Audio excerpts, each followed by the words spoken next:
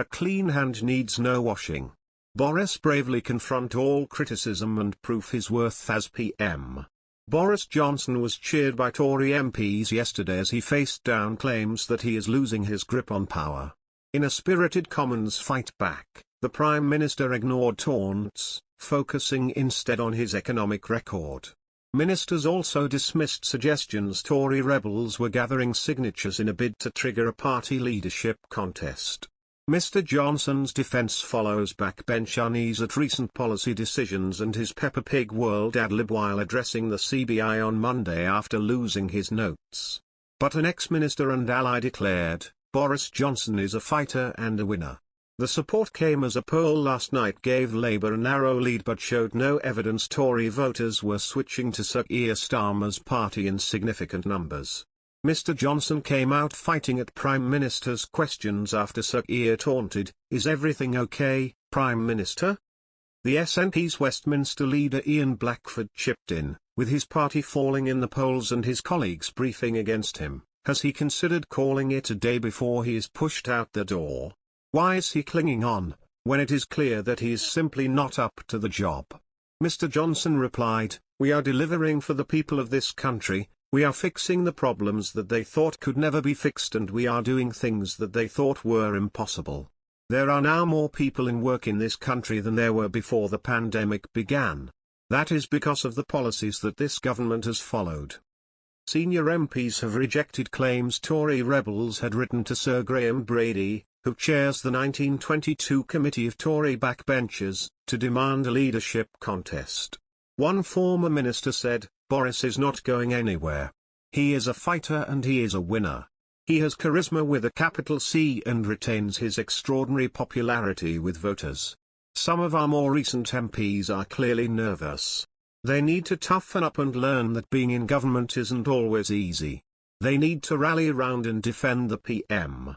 Deputy Prime Minister Dominic Raab did just that, insisting, "The Prime Minister is an ebullient, bouncy, optimistic, Tiggerish character and he livens up his speeches in a way that few politicians past and present have done. But actually there is a steeliness to him as a Prime Minister, and indeed his team, and we work as a team."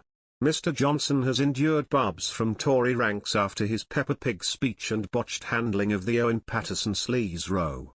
He also suffered a backbench rebellion in a Commons vote on Monday about watered-down plans for a cap on social care. His aides were enraged when the BBC quoted a Downing Street insider as saying there was a lot of concern inside the building about the PM. Mr. Johnson's press secretary yesterday denied that the jibe came from the Treasury in an attempt to destabilise him. Meanwhile, a monthly poll showed the PM's popularity fell to its lowest level yet. His net favourability dropped 5 points to -14 from -9 last month. The figure fell 13 points from +48 to +35 among those who voted Conservative at the last general election. Labour had a 2-point lead over the Tories, with Sir Keir's party backed by 38% of voters quizzed. But Mr. Johnson was still considerably ahead on the best PM measurement, backed by 39% to the Labour leader's 31%. Despite Labour's poll lead, Chris Hopkins said, "Conservative voters are not abandoning the party for Labour, nor are Ed Wall voters appearing to return to Starmer's party.